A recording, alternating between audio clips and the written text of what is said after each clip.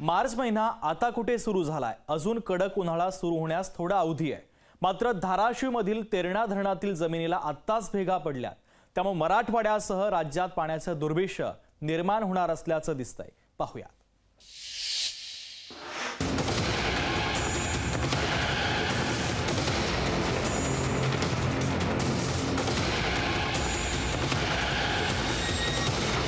ही भेगाळलेली जमीन बघून तुम्हाला वाटत असेल ऐन उन्हाळ्यात अनेक दिवसांपासून पाणी न मिळाल्यानं झालेली ही जमिनीची दशा आहे।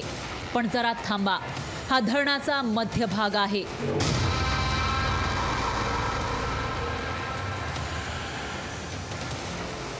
हे धाराशिव मधलं प्रमुख धरणांपैकी एक असलेलं तेरणा धरण आहे। उन्हाळ्याला आता कुठे सुरुवातच होतीये तोवर धरणानं तळ गाठलाय।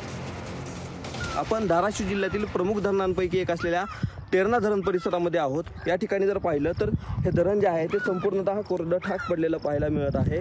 या ठिकाणी जर पाहिला तर पाण्याचा लवलेशही आपल्याला शिल्लक असलेला पाहायला मिळत नाही।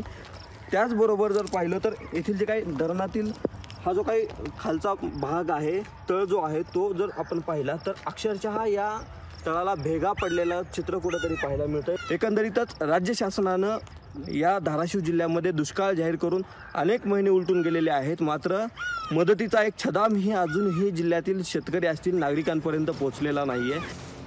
धरणातील जमिनीला आत्ताच भेगा पडल्यानं मे महिन्यापर्यंत काय स्थिती असेल ही चिंता मराठवाड्यातील लोकांना सतावतीये। जलसंपदा विभागाच्या आकडेवारीनुसार बीडमधील मांजरा धरण अवघ्या 10.79% आहे। हिंगोली जिल्ह्यातील येदरी धरणामध्ये 41.10% पाणी साठा आहे। नांदेड जिल्ह्यातील विष्णुपुरी धरणामध्ये 46.73 दशलक्ष घनमीटर इतका पाणी साठा शिल्लक आहे। तर निम्न मन्नारमध्ये 34.61% पाणी उरलंय। धाराशिवमधील तेरणा धरणात 6.18% इतकाच पाणी साठा आहे। लातूरच्या भुसाणी धरणात 55.70% पाणी साठा राहिलाय।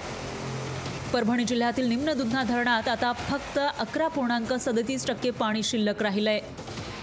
मराठवाड्यात आजच्या घडीला फक्त 23.36% पाणी शिल्लक आहे।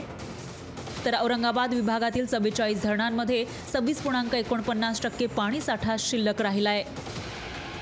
राज्यातील एकूण पाणी साठ्याच्या तुलनेत मराठवाड्यात सर्वात कमी पाणी शिल्लक आहे।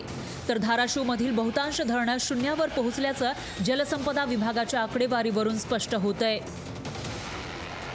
फक्त मराठवाडाच नाही तर राज्यातील इतर विभागातील धरणांमध्येही पाणी साठा कमी झालाय। तर अनेक गावांमध्ये टँकरनं पाणी पुरवलं जातंय। राज्यातील दुष्काळाबाबत प्रश्नांवर राज्याचे उपमुख्यमंत्री देवेंद्र फडणवीस यांनी मे महिन्यात मराठवाड्याकडे विशेष लक्ष द्यावं लागणार असं अर्थसंकल्पीय अधिवेशनात सांगितलं होतं। मार्चमध्येच धरणातील जमिनीला भेगा पडल्याचं चित्र दिसतंय। तर दुसरीकडे लोकसभा निवडणूक जसजशी जवळ येते तसतसं राजकीय वातावरण तापतंय। पण तोपर्यंत मराठवाड्यात किंबहुना राज्यभरात दुष्काळाची दाहकता वाढण्याची शक्यता आहे। त्यामुळे लोकसभेच्या तोंडावर वाढत चाललेला पाणी प्रश्न सोडवला नाही तर निवडणूक प्रचारात पाण्यावरून राजकारण रंगण्याची शक्यता नाकारता येत नाही। ओंकार कुलकर्णी, लोकशाही मराठी, धाराशिव।